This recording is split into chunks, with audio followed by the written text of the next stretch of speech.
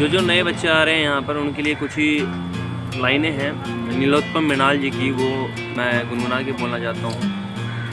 कोई बलिया देवरिया कोई आजमगढ़ से आया है, हजारों गांव मुखर्जी नगर पैदल चलकर आया है। कई गांवों का गुलमोहर साख से झड़कर आया है। और जो बच्चा यहाँ पर आता है और पिता से बोल के आता है कि बाबूजी चिंता ना करिहा, कोई ये कह कर आया है। वाह, बहुत ही सुंदर क्या लाइनें बने हैं कि कहते हैं कि चिंता मत करियो, तो इसलिए कहते हैं मजबूरी और मजबूती का सीधा संबंध है। और अपने लक्ष्य के प्रति डेडिकेशन बनाए रखिए और अपने लक्ष्य पर निगाह रखिए और मेहनत करते रहिए। शिवम भाई कुछ लाइनें। राहुल भी मेरा एक सवाल है आपसे। काफ़ी लोग यहाँ जो तैयारी करने अभी आए हैं या फिर जो आना चाहते हैं, उनके मन में कुछ भ्रांतियाँ होती है, कन्फ्यूजन होता है, तो द्वंद्व की स्थिति कभी कभी बन जाती है और जल्दी भ्रमित हो जाते हैं यहाँ के माहौल को देखकर, उनको जानकर। तो मैं आपसे एक सवाल करना चाहता हूँ कि यहाँ आकर बच्चा कैसे अब घर पर बैठ के, लाइब्रेरी में बैठ के किस तरह से अपनी तैयारी को उच्च स्तर तक ले आ सकता है? देखिए, यहाँ चकाचौंध की दुनिया है, यहाँ पर ये चकाचौंध की दुनिया देख के भ्रमित हो जाते बच्चे, अपने लक्ष्य को जो है ना भूल जाते हैं। तो उस लक्ष्य को अपने ऐसा चीज़ सेक्रीफाई करिए जो आपको बहुत ही प्रिय हो। जैसे अनु मैम जी थी, वो अपने बच्चे से बहुत प्यार करती, फिर उसने उनको छोड़ दिया अपने सपने के लिए, कुछ दिन के लिए दरकिनार कर दिए कि तुम जब तक हम अपने सपना पूरा नहीं करेंगे तब तक इनको हम वो पास में नहीं रखेंगे। तो ऐसा चीज़ आप भी डेडिकेशन मतलब छोड़िए पड़ते अपने, क्योंकि कहते हैं कुछ पाने के लिए कुछ छोड़ना पड़ता है, तो आपको कुछ नहीं छोड़ना पड़ेगा। जो आपको बहुत ही प्रिय चीज़ हो ना, उसका जो है ना त्याग कीजिए और उस लक्ष्य के ऊपर कहो कि हम जब तक ये लक्ष्य पूरा नहीं करेंगे तब तक हम ये नहीं काम करेंगे। और वो बहुत प्रिय है तो ये भी आपको ज़रूर मिल जाएंगे। इसलिए आपको लक्ष्य तभी प्राप्त होगा जो आप कुछ खोगे तभी कुछ पाना है। कोचिंग के महत्व के बारे में क्या कहना चाहिए? कोचिंग का कितना महत्व है तैयारी?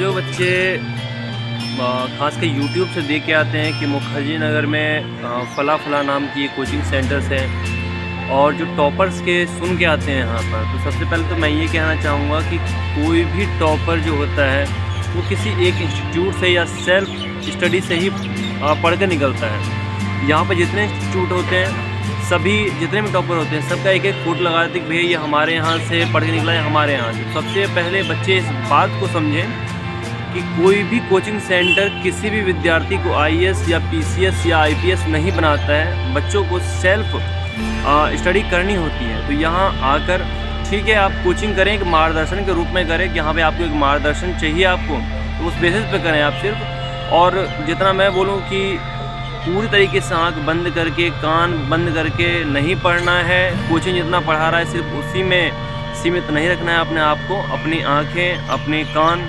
दोनों हमेशा खुले रखें और पूरे वातावरण देखते हैं क्या हो रहा है क्या नहीं हो रहा है। UPSC सिर्फ माइंड का गेम है, आपके व्यक्तित्व का गेम है। आप सामने जो कुछ देख रहे हैं वो सब आपसे पूछा जाएगा, बस उस पर ध्यान रखें, धीरे धीरे सब हो जाएगा। भी जाते हैं विकास माहौल देखते हैं मुखर्जी नगर का, और यहाँ आके उनको इस तरह का माहौल नहीं मिलता है। कई बार वो पछतावा ही फील करते हैं अंदर से। क्या घर पर रहकर भी तैयारी की जा सकती है? आइए देखो, आप में डेडिकेशन है तो कहीं भी कर सकते हैं। मगर आप यूट्यूब की बात किए तो यूट्यूब पर जो देखते हैं ना वो दिखाया जाता है, उसमें आपको पता नहीं है कि सोशल मीडिया पर कितना आदमी जो पैसा दे के हर चीज़ ऐड करते हैं, वो दिखाया। ये दुनिया में जो चीज़ दिख रहा है ना वो दिखाया जाता है। जितना भी चीज़ है ना वो दिखाया जाए। मार्केटिंग है, बहुत बड़ा मार्केटिंग है। ये आपको समझना पड़ेगा कि जो चीज़ अच्छा होता है ना वो दबे पड़े रहता है। जो चीज़ बहुत अच्छा नहीं होता उनको पैसा लगा के हर चीज़ करके वो दिखाया जाता है। जो चीज़ आप दुनिया में दिख रहा है ना वो दिखता नहीं है, दिखाया जा रहा है। ये आपको समझना पड़ेगा कि अच्छा चीज़ आपको सच्चा लगन होना चाहिए, डेडिकेशन होना चाहिए। हाँ मैं कर पाऊँगा, क्योंकि खुद को समझना ज़रूरी होता है इसमें। क्योंकि जब तक खुद का नहीं समझाओगे ना कि आपको आउटपुट कहाँ से आ रहा है, कैसे करना है, ये बहुत ही इंपॉर्टेंट होता है। क्या घर पर रहकर भी तैयारी हो सकती है? क्यों नहीं, बहुत आदमी कर रहे हैं। बहुत सारे ऐसे हैं कि जो घर पे करके first rank, second rank, third rank लाते हैं अच्छे। भैया कुछ कहना चाहेंगे आप? देखिए सिंपल सी बात है, जो भी भाई या मेरी बहनें पढ़ना चाहती हैं, जिनके अंदर डेडिकेशन है, तो बस अगर आपके आंखों में वो लक्ष्य है, वो मंजिल क्लियर है, तो आप कहीं भी बैठ कर सकते हैं। तो इसके लिए बस कुछ ही लाइन है कि जब आंखों में अरमान लिया, मंजिल को अपना मान लिया, तो मुश्किल क्या आसान क्या, बस ठान लिया सो ठान लिया। तो बस तैयार करते रहिए आप सभी, बहुत जल्दी आप सभी का होगा, देर भले ही लगेगी लेकिन होगा ज़रूर। भैया एक जो सवाल है और एक चुनौती हर छात्र यहाँ महसूस करता है कि महीने के पहले दिन तो हमें घर से पर्याप्त पैसा मिलता है, लेकिन महीना ख़त्म होने से पहले ही कई बार हमारा बजट जो है वो बिगड़ जाता है, हमारा वॉलेट जो है वो ख़त्म हो जाता है। तो मैं आपसे ये पूछना चाहूँगा, चूँकि आपने बहुत कम पैसों में और कम सुविधाओं में तैयारी की है यहाँ पर, कैसे एक बच्चा कम सुविधाओं में भी तैयारी कर सकता है? जैसे आपको समझना पड़ेगा, जैसे कोई भी देश हो, कोई राजा महाराजा, कोई भी अच्छा जो बिजनेसमैन है, तो उनका बजट होता है कि वो पहला बजट, जैसे इतना पैसा आया है, मान लो 10,000 आपके घर से आ रहे हैं, तो उनको बजट बनाया है कि मुझे कहाँ कहाँ खर्चा करना है, और एक डिसिप्लिन से खर्चा करना पड़ेगा आपको। क्योंकि अब बड़े अपने देश देखो, भारत में पहले क्या बजट पेश किया जाता है कि इस पे इतना खर्चा करना, और उसमें टाइम लाइन भी बनाते हैं, मुझे इस टाइम तक उसको खर्चा करना है। जब तक आपको बजट नहीं बनाने आएगा ना, तब तक आप पैसा को खर्चा करते रहोगे ऐसे ही। क्योंकि ये बजट बनाना आपको आना चाहिए, और ये बजट बना के आप जैसे आप जब अच्छे पद पर चले जाओगे, तो आपको बहुत सरलता होगा, और पैसा बचाने में, जैसे आप कमाने भी लगोगे तो पैसा आप इन्वेस्ट करोगे, बचाओगे अच्छे वाले। तो वो बजट बनाना बहुत ही ज़रूरी है। जितने भी बड़े इंसान हैं, जो रिच पीपल है, उनको बजट होता है, हर चीज़ होता है। तो हमें ये भी समझना पड़ेगा कि हमें बजट बनाना चाहिए, और बच्चे को भी सिखाना चाहिए कि भाई बजट कैसे, 10 रुपये भी है तो उसको डिवाइड करके बजट बना के खर्चा करोगे। तो अब लोग करते हैं क्या कि जैसे जो भी चीज़ बजट नहीं बनाते ना, जो भी चीज़ इंपॉर्टेंट नहीं होता आपके, वो भी खरीद लेते हो, पैसा वहाँ चले जाता है, इसलिए आपका खर्चा होता है।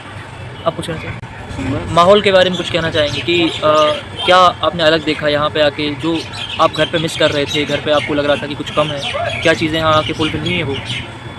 देखिए कोई भी स्टूडेंट जो है वो 2 टाइप के स्टूडेंट होते हैं हमेशा।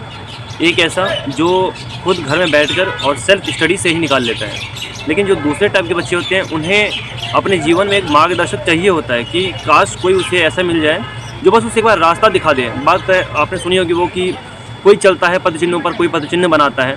तो पदचिन्ह पर चलना और पदचिन्ह बनाना वो दोनों अलग बातें हैं। पदचिन्ह वो बनाते हैं जो सेल्फ स्टडी करने वाले हैं, जो घर में पढ़ रहे हैं या फिर मुखर्जी नगर में भी आके वहाँ रूम पे बैठ के, लाइब्रेरी में बैठ के पढ़ रहे हैं बिना कोचिंग के।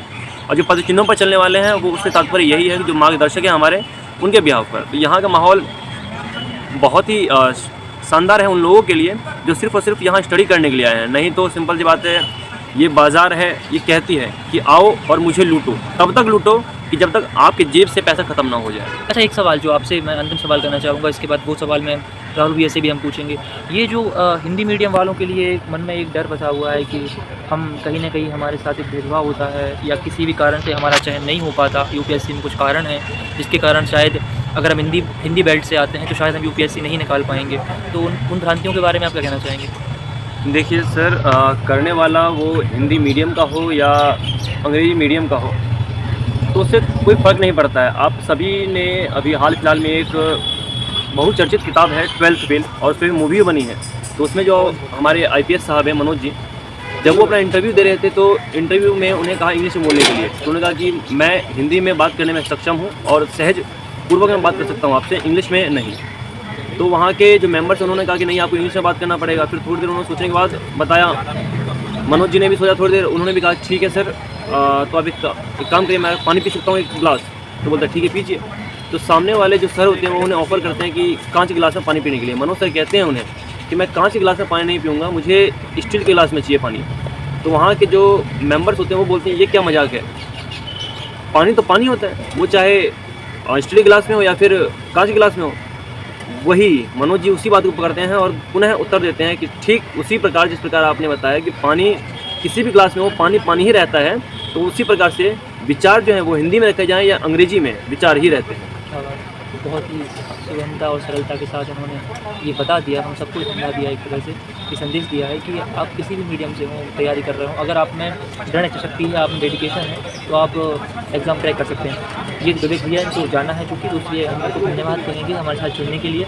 ये सवाल हम राहुल भैया ज़रूर पूछेंगे क्योंकि उनका भी एक लंबा अनुभव रहा है इस फील्ड में। राहुल भैया, मीडियम को लेकर जो भ्रांति है उसको क्या कहना चाहेंगे? देखिए मीडियम का देखो, आपको ये समझना पड़ेगा कि भाई UPSC है तो उसमें 2 विषय हिंदी इंग्लिश दोनों रखा गया है क्वालिफाई के लिए, कि उसमें ज़्यादा नहीं, मत क्वालिफाई जरूर है। क्योंकि जो हम लोग का जो है ना, अंग्रेज का जो है ना शासन बहुत दिन रहा है, तो उस टाइप का डेवलप हो गया है कि हम लोग इंग्लिश टाइप का भाषा है, दोनों भाषा को हाँ, मिक्स English। करके हम यूज करते हैं। नॉट हिंदी नॉट हाँ, इंग्लिश। तो दोनों भाषा, जैसे कहीं पर आप ऐसे बोलोगे ऐसे, तो वहाँ पर भी आप दोनों भाषा के यूज करते हैं हम लोग। तो उस टाइप का भी जैसे इंग्लिश भी सीख लेना थोड़ा जो है ना, ज़्यादातर मटेरियल मिल जाता है आपको। मगर आप उसमें जैसे हिंदी में भी लिख रहे हैं ना, तो इंग्लिश को वर्ड का हिंदी में आप कर दो थोड़ा कन्वर्ट करके, जैसे ऐसे लिखते हैं, जैसे आप न्यूज़पेपर पढ़ोगे तो उसमें आप अच्छी चीज़ें आपको इंग्लिश वाला मिल जाएंगे, क्योंकि इंग्लिश में थोड़ा आसान हो जाता है, क्योंकि तो उसमें आसान हो जाता है। इसलिए हमें दोनों भाषा में थोड़ा पकड़ होना चाहिए, क्योंकि आप देखो इतने बड़े इंसान के, क्योंकि एक आपके मिलने से दूसरे इंसान के जीवन को प्रभाव पड़ेगा, तो आपको चाहिए ही। और डेडिकेशन रहे तो फिर क्या है, सीखना तो सीख जाते राहुल हैं। भी एक इम्पोर्टेंट सवाल जो हमारे दर्शकों तक पहुंचना बहुत ज़रूरी है कि आपने अपने इस तैयारी की यात्रा में कई बड़े टॉपर्स से बातचीत की है, उनसे मिलने का आपको सौभाग्य मिला है, तो उनके हाव भाव, उनके एक्सपीरियंसेस जो आपको मिलते हैं, उनसे जो सीख आपको मिली, उसके बारे में संक्षिप्त में दर्शकों को बताना चाहेंगे अगर आप क्या? देखिए ये होता है उन लोगों को, ये कुछ होता ना करने का जो है ना बहुत बहाना है, उधर से नहीं करना है, मज करने का बहाना है, करना है बस।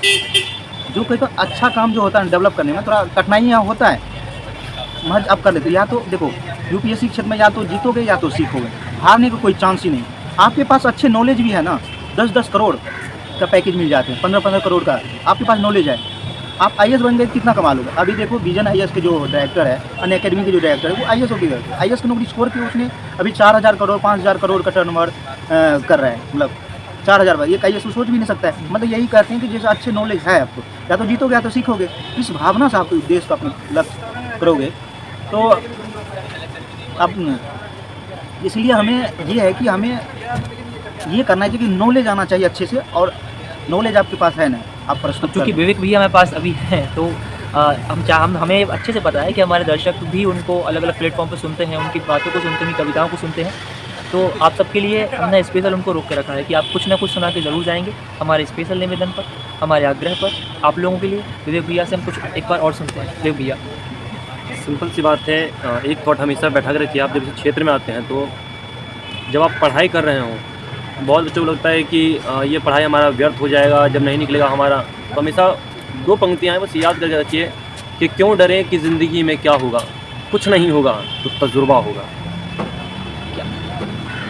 विवेक भैया क्योंकि तैयारी कर रहे हैं, विगत 1 साल से तैयारी कर रहे हैं यहाँ पर, और काफ़ी अनुभव, काफ़ी उन्होंने यहाँ देखा है, जाना है, समझा है चीज़ों को। राहुल भैया कुछ एंडिंग कमेंट आप देना चाहेंगे, अंतिम कुछ कहना चाहेंगे दर्शकों के लिए?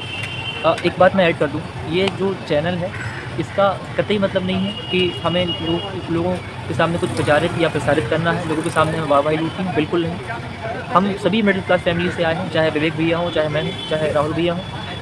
कुछ थोड़ा बहुत हम लोगों ने सीखा है, जाना है, देखा है यहाँ मुखर्जी नगर आके, तो वही सब चीज़ें जो हमने फेस की हैं, हम चाहते हैं कि गरीब परिवार से आने वाला लड़का या लड़की, हमारी बहनें हैं, वो फेस ना करें। कैसे बच सकते हैं, कैसे कम बजट में तैयारी हो सकती है, कैसे कम सुविधाओं में तैयारी हो सकती है, कैसे अपने सपनों को पूरा किया जा सकता है। आप सभी के सहयोग से कुछ आपके जो कमेंट होंगे, आपके संदेश होंगे, आपके सुझाव होंगे, वो हमारी सराखों पर हैं, आपकी बातें हमारी सराखों पर हैं। तो एंडिंग कमेंट कुछ राहुल भैया कहना चाहेंगे दर्शकों के लिए? तो नहीं, ये तो मैं ये देखो, हम बिहार से है तो बिहार में तो रोल मॉडल जो है ना, हम मांझी को मानते हैं। हाँ, जब तक तोड़ोगे ना तब तक छोड़ो मत। मांझी क्लियर कर दीजिए, क्योंकि जीतन राम मांझी और दशरथ मांझी में दोनों। दशरथ मांझी, ठीक है जी। दशरथ मांझी को हम लोग रोल मॉडल मानते हैं, और उसमें जो है ना, उसके पास नियमित संसाधन होते हुए, संसाधन नहीं होते, मान लो देखो आप उस मूवी को देखोगे ना तो आप ऊर्जा से भर जाओगे। मांझी द माउंटेन मैन की बात कर रहे हैं राहुल। तो हम तो उसी को रोल मॉडल मानते हैं, सच्चे हीरो है। और ये सब हीरो जो है ना, नौटंकी करने वाला को मैं हीरो नहीं मानता, वो सच्चे रोल मॉडल है, और उनको हम बहुत मानते हैं। देखो उनको, मतलब उसको तोड़ना है तो तोड़ना है भाई, उसके बाद कोई नहीं, कोई बहाना नहीं। कितना दिन लगे, जो सपना होता है ना, इंसान के जीवन से सपना हटा दिया जाए ना, कुछ भी नहीं, जो आपके सपना है ना भाई, उसी से आपकी पहचान बनेगा, वही आपके कर्म है, वही धर्म है, सब चीज़ है। रवि, हम माफ़ी चाहते हैं आपको। मैं वीडियो चूँकि बहुत बड़ी हो जाएगी, लंबी हो जाएगी, और आप तक पहुँचने में असुविधा होगी, आपको भी हमें भी, हम आपसे माफ़ी चाहते हैं पुनः। राहुल भैया से भी माफ़ी चाहते हैं। इनसे हम दोबारा मिलेंगे, अब जब आपकी इच्छा होगी, जब आप बुलाएंगे, और आपके ही सवाल होंगे, आप कमेंट बॉक्स में जो सवाल करेंगे उन सवालों के आपके सवाल होंगे और राहुल भैया के जवाब होंगे। ये हमारा आपसे वादा है, हम आपसे पुनः जुड़ेंगे। विवेक भैया को हम धन्यवाद कहना चाहेंगे, हमारे साथ इन्होंने जुड़ा, अपना कीमती समय दिया। इनकी अभी क्लास थी, लेकिन चूँकि आप लोगों के बहुत सारे सवाल होंगे, उनको देने के लिए हमने इनको यहाँ रोक के रखा। उनको धन्यवाद देते हैं, और राहुल भैया को भी धन्यवाद देते हैं। तो फिर मुलाकात होगी इसी मुखर्जी नगर में, अपने घर में, ठीक है? तब तक के लिए अलविदा।